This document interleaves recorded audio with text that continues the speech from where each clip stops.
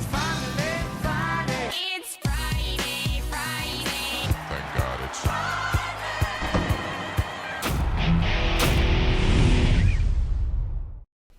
Welcome back to the Friday Show, presented by the Match Series, which resumes this weekend at Delaware Park. Part of the Delaware Handicap Card. Should be fun and exciting coming up on Saturday. I'm Scott Jagow, along with Ray Paulick. We're glad to have you with us. Ray, it's that time of year. We always look forward to it. East Coast, West Coast, Saratoga, Del Mar. You're at Del Mar. You just arrived at Del Mar. That meet will be getting underway soon, but Saratoga is underway, and it's the earliest start, I don't know if ever, but it's an earlier start than normal, and 5-day weeks now. What impact do you think that will have? Well, there was a lot of enthusiasm when the gates opened yesterday, and I think the impact is going to be positive on several fronts. First of all, horsemen might be able to run their horse one more time at Saratoga by stretching the meeting out, by eliminating the 6 days going to 5 and adding length to the meeting. You might be able to get one more start out of a horse at Saratoga. Let's face it, owners love to run there. So if they can get an extra start, that's good for field size. It's also, I think, good for the people who work there. Working 6 days a week is a grind for people because let's face it, a lot of people in this business work 7 days a week. But when you have racing 6 days, that means the days they work are even longer. So I just think I think it's going to be a very positive result for the New York Racing Association. I think the bettors are going to like it too. You mentioned field size. It's always great when you have bigger numbers to bet on. Especially those turf races at Saratoga. Love getting the full fields. Sometimes you get those long bombs that come in. It's good horse player material there. And there's also a new wager that's going to be coming in. I'm not sure exactly when it starts, but it's an Empire 6, which is the lower minimum jackpot style wager like the Rainbow 6 and others around the country. New York has been kind of slow to adopt this. What do you think the impact's going to be there? There are people who would prefer the old-fashioned pick six with a $2 minimum. New York has not really embraced the pick six like some parts of the country have, the traditional pick six. I think it's going to be positive. Look, if you can't find bets to make at Saratoga, there's an early pick 5, there's a late pick 5, there's pick 4s and pick 3s and doubles, and for the horse players who say, "Gee, I preferred the old pick 6 better," I'm sorry, but you've got plenty of other betting opportunities. I think this is just another positive step for the New York Racing Association. What I like about it is that David O'Rourke, the CEO of NYRA, the new one, came out with a statement, and in that statement he said, if you look at the data, we looked at the feedback we were getting from horse players, and this is what they want. This is what customers want.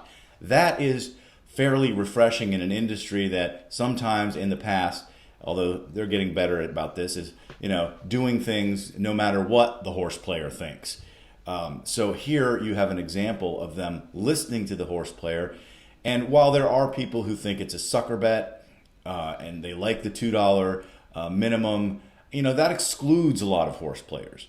And I think what we want to move toward is encouraging people to bet these wagers, because especially with the carryovers and then the mandatory payouts, the payouts for these jackpots are pretty darn good when you build up the pools.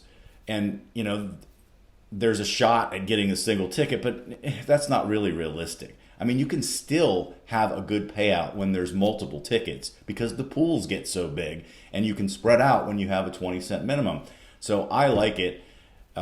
Even though maybe at the beginning it's not such a great wager, over time it does add up to be a pretty darn good bet.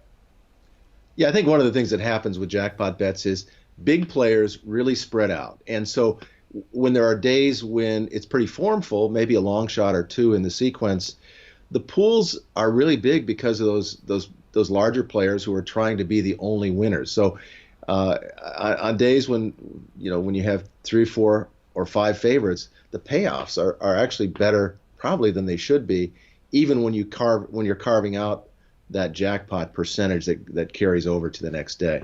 The other thing they've done is the opening up the late pick 5. It used to just be for NYRA Bets customers and for people in New York. Well, I, for one, appreciate that decision by them. I understand why they limited it to NYRA Bets, because you're trying to attract customers. I get it.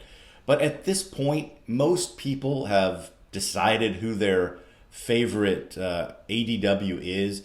And in my case, it's just a thing of comfort. I'm just used to the one I like. And so, changing or moving, I get I'd like to take advantage of some of those promotions they do, and I do that.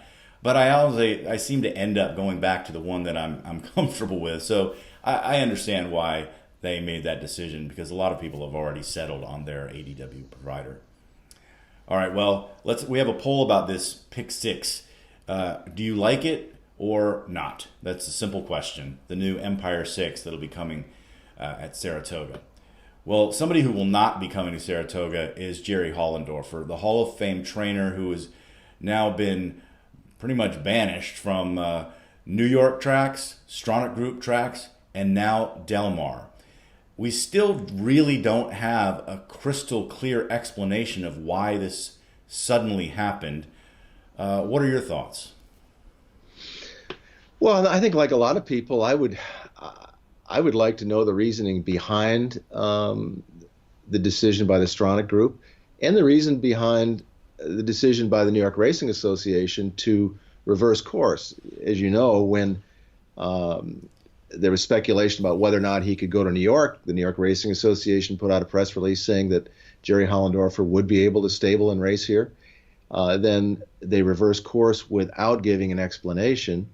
One of his former assistants, Don Chatlos, who used to train horses on his own, has got a string of horses that were formerly Jerry Hollendorfer horses for Larry Best, and who's an East Coast-based owner, and I think he wanted to have horses closer to home. So Don will be handling that string, but where the rest of these horses go is a little bit up in the air, and it would just be good to have some clarity on what exactly happened. And I don't know the reason why we're not getting that clarity. New York didn't issue a statement. Del Mar didn't issue a statement. And that leads to speculation. That leads people to think, what is going on here? Because I don't think it can entirely be the recent rash of fatalities. There have been 6 of them under Hollendorfer's care. But those occurred, and then New York reversed its decision. So the fatalities had already occurred. So I believe there's something else behind this, and I have no idea what it is. But if you look at his overall record in the last, say, 3 years, I mean, he had no fatalities at Santa Anita last year, and he had 2 in 2017. So that's a total of 6 in 3 years. That doesn't seem like an outrageous percentage, and I'm sure that I could find other trainers in Southern California that have a worse record than that. So it just makes me wonder what in the heck is behind this. Yeah, there's a lot of sensitivity to negative publicity, and the fact that he was part of the subject of the CNN feature that ran the day before he had a horse break down during a workout and was euthanized. There were questions during that feature about Jerry, and again, some clarity, some transparency, I think would be useful, because the CHRB, which regulates the sport, hasn't really come out with any statements.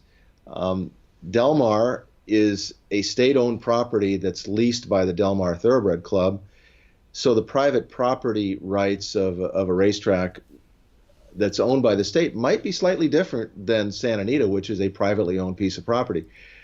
All of these questions, maybe it would be better for this to end up in court so we could get some clarity and some definitive result on what exactly are the rights of horsemen, what exactly are the rights of racetrack operators. Yeah, and I mean he doesn't have any current violations that would lead to a suspension. So there's that question, and then the decision to just rule him off without a violation is, I don't know, I want to say it's unprecedented, but it's unusual. So I guess you're right. I mean, if it does end up in court, maybe we can find out some of the answers to these questions. But again, if there's something behind it that's so bad that, his lawyer isn't going to file a lawsuit over it to bring it to light, then we may never know. Yeah. One more thing. A Hall of Fame career, never had a single suspension, all of his medication violations, and when you consider the tens of thousands of starts he's had, all were for overages of therapeutic drugs. Certainly not an abundance of them, but he's had, I think it was 14 to 16 medication violations for overages of permitted therapeutics. So this is not somebody who's been a bad actor in terms of the way he's been regulated by the California Horse Racing Board and other states. But when you listen or watch that CNN video, there was a lot of veiled references to Hollendorfer. It was a little bit strange, in fact, that they all were circling around Hollendorfer without any specific accusations. So again, that makes me scratch my head and go, what in the world is happening with this situation? And I don't know the answer, and so all we can do is speculate. All right, that's going to do it for this edition of the Friday Show, which is presented by the Match Series, the Mid-Atlantic Thoroughbred Championship, coming up again Saturday at Delaware Park. Ray, this is a good card with the Delaware Handicap and those match races. It is. Tracks have been straining to fill cards. In fact, Delaware Park has had to cancel several cards this year already. They got 9 entered for the Delaware Handicap. There are 4 Match Series races. 2 of those races have really big fields. So I think the Match Series has helped racing secretaries on days when it's challenging to fill races. All right, thanks for joining us, and we'll talk to you next time.